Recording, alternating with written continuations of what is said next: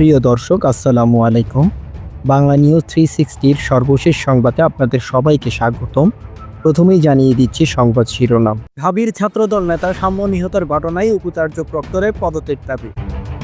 জুলাই-আগস্টে বাংলাদেশে কোনো গণহত্যা হয়নি, বলছে চিফ প্রসিকিউটর। আওয়ামী লীগের কার্যক্রম নিষিদ্ধের ঘটনায় উদ্বেগ প্রকাশ করেছে ভারত, রাশিয়া ও চীন। এতক্ষণ শুনছিলেন সংবাদ শিরোনাম, এবার রয়েছে বিস্তারিত।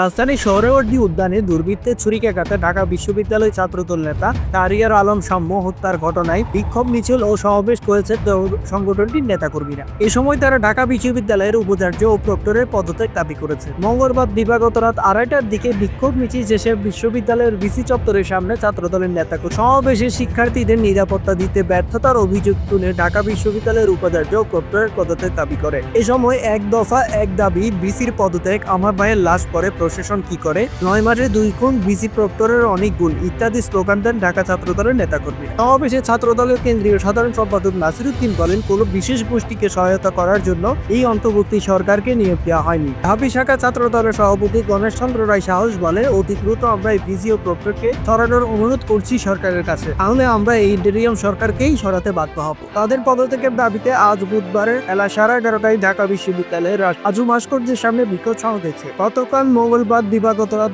12টার দিকে সোহরাওয়ার্দী উদ্যান এলাকায় ছুরিকাঘাতে নিহত হন ঢাবি বিশ্ববিদ্যালয় স্যার এফ রহমান শাখা ছাত্র দলের সাহিত্য প্রকাশনা সম্পাদক শাহরিয়ার আলম সাম্য। তিনি বিশ্ববিদ্যালয়ের শিক্ষা ও গবেষণা বিভাগের মাস্টার্সের শিক্ষার্থী ছিলেন। তার বাড়ি সিরাজগঞ্জের উল্লাপাড়া থানা এলাকায়। এই ঘটনায় এখন পর্যন্ত 3 জনকে গ্রেফতার করেছে পুলিশ। এর সৌম্য হত্যার ঘটনায় সরকারের কাছে জবাব চাইলেন মির্জা ফখরুল ইসলাম আলম।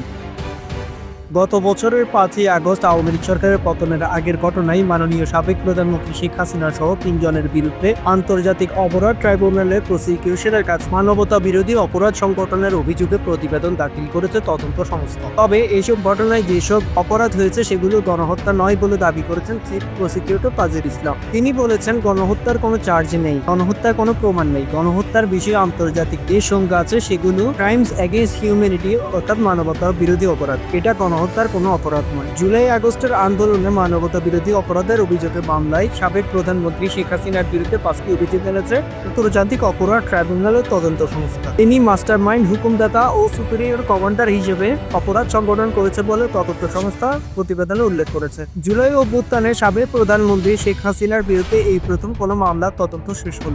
এই অভিযোগে সাবেক প্রধানমন্ত্রী শেখ হাসিনার সঙ্গে সাবেক স্বরাষ্ট্রমন্ত্রী আসাদুজ্জামান খান কামাল ও পুলিশের সাবেক মহাপরিদর্শক চৌধুরী আব্দুল আল মামুনের বিরুদ্ধে অভিযোগ আনা হয়েছে।